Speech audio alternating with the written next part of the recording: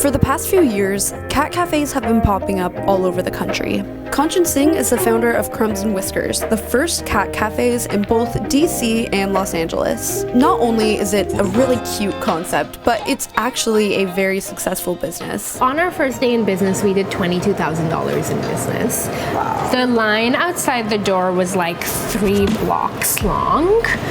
Yeah, and I had hired 3 other people other than me, part-time.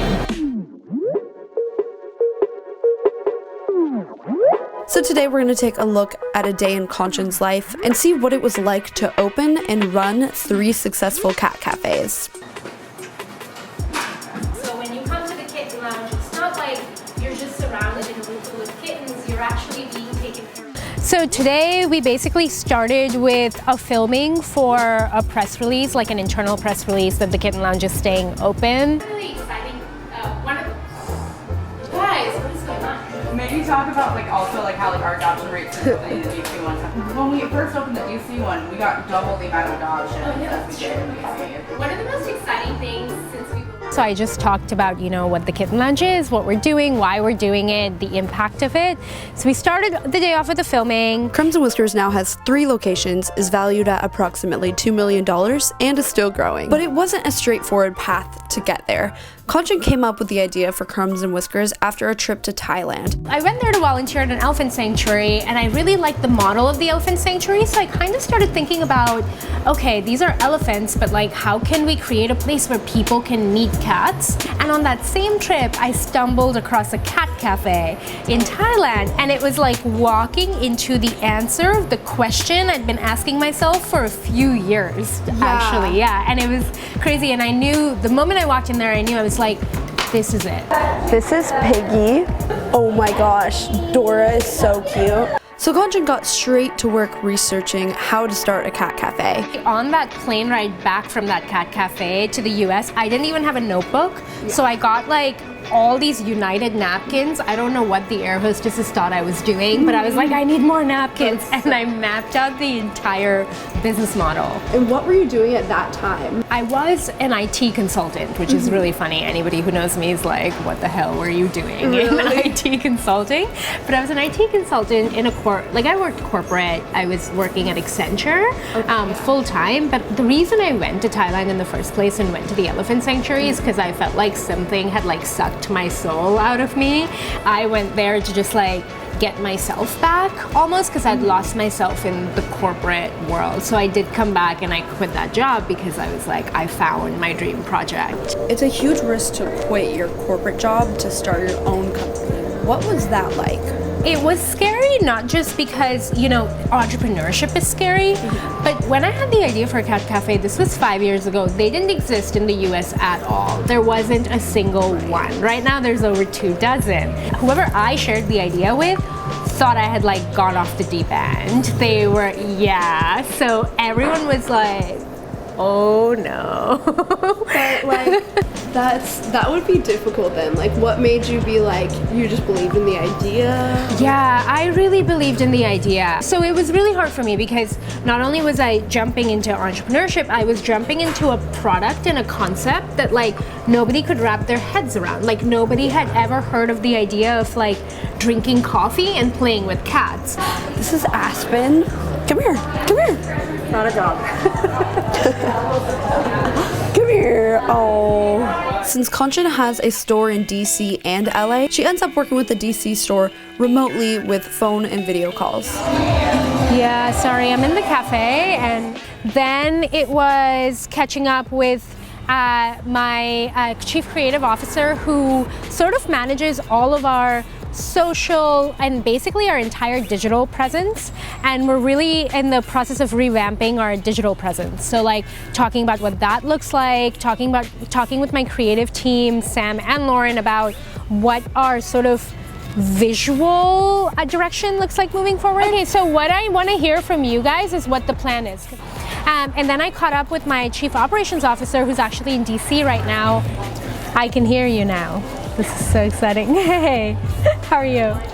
about how the DC stores are doing. So we have 2 stores there, and one of them is in conversations with a new partnership with the rescue, and another one has a few operational issues that she's working on. So we were just catching up on how the partnership conversations are going and how the operational work is going. And then for the rest of the day today, it's just talking with my teams who are both in LA and DC and making sure that our operations and our customer service and our cat care and like all the different moving pieces of the business are like running smoothly.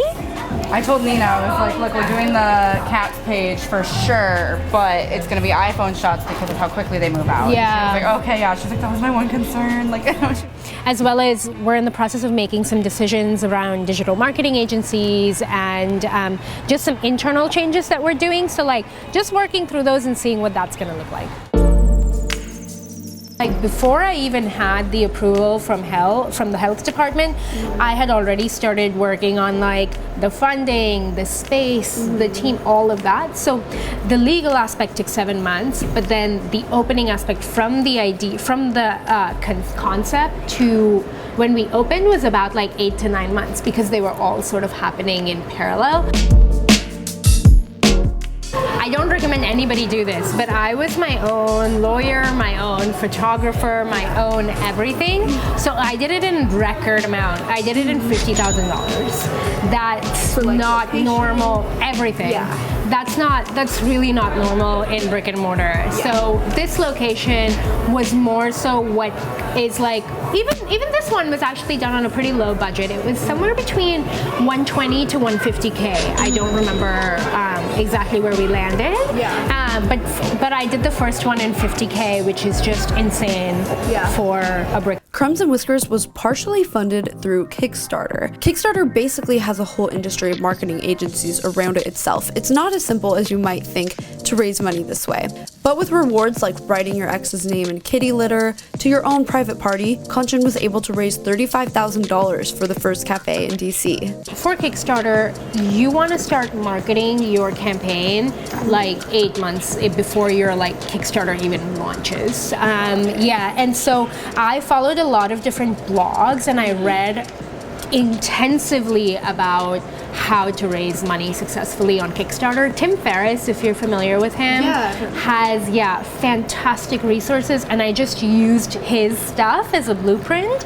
And this was when I was sort of a one-man team, so I had to learn everything on my own, whether it was how to raise money on Kickstarter or how to get my legal permits or how to do whatever.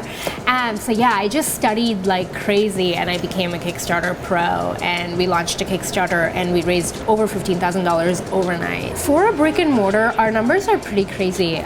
We broke even within 4 months, 5 months, something like that, which brick and mortars usually take a year or 2 years.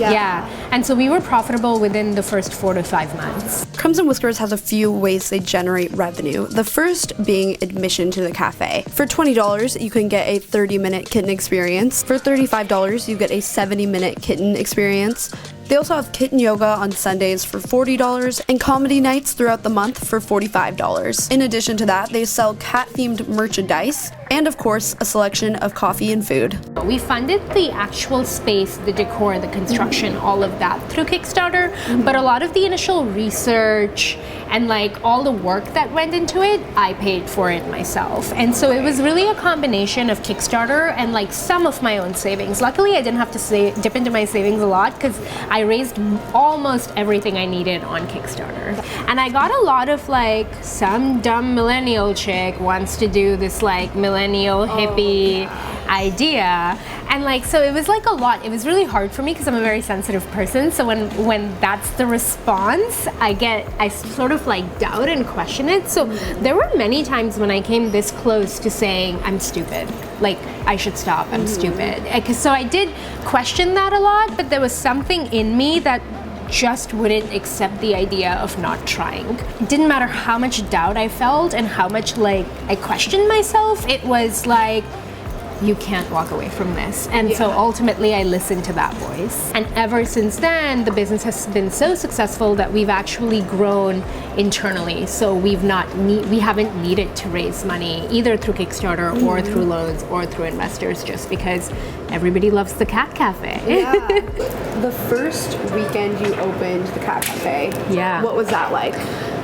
That was one of the craziest weekends of my life. So on our first day in business, we did $22,000 in business. I had hired 3 other people other than me part-time. Okay, so you had 4 people there. 3 of who were part-time. Yeah. I was not prepared for that kind of success, like, at all. Like, not even remotely. I'll never forget it. Yeah, were you kind of excited though? Like, okay, this is working, people want this? You know, at that time, I wanted everybody to go away. I was like, get these people out of here, because everything was so crazy.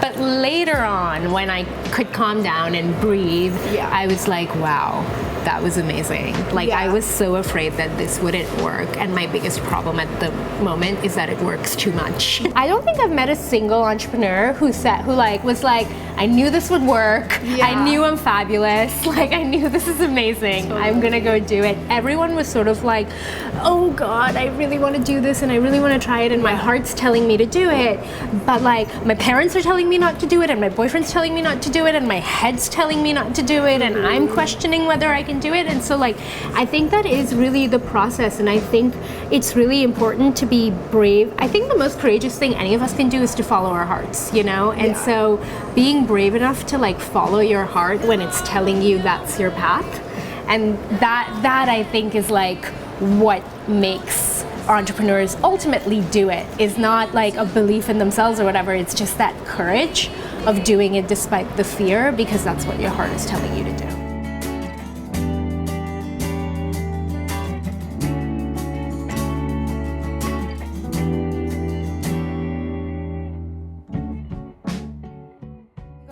Okay, I hope that you guys enjoyed this video. If you did, I have 2 others like this, so I will link them down below. And if you actually want to see the full, like, 30-40 minute interview that I did, I'll link that below too on a different channel. So I'm gonna start putting the full length interviews that I do for these videos on a separate channel. So if you want to go more in depth and learn more about how these founders started their companies, then go to that channel and subscribe, because that'll be like just for those long videos. One last thing, if you know any founders of any companies, can be a female founder or like really any founder, or if you founded a company yourself, it actually doesn't even have to be founders specifically of companies, but really anyone doing anything cool. Pretty much like anyone, if you know anyone that's like very remarkable, email me.